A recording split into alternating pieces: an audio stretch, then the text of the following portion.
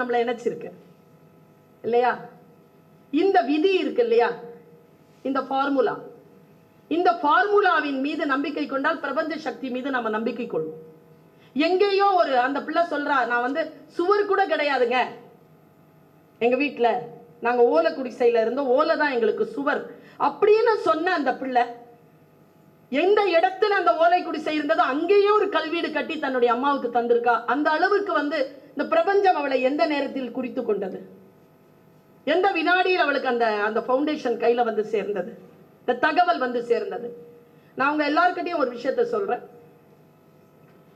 அடுத்தவர்களுக்கு உதவி செய்ய வேண்டும் என்று நீங்க நினைச்சீங்கன்னா, அந்த பொறுப்பில் ஜெயிலர் பொறுப்பில் இருந்த அந்த தம்பியினுடைய பேர் எனக்கு சரியா வரல, குணா சொன்னதுதான். இப்ப நான் யாருக்கேனும் உதவி செய்ய போகிறேன் என்று சொன்னால் நான் தகவல்களை சரியாக தெரிந்து வைத்திருக்க வேண்டும்.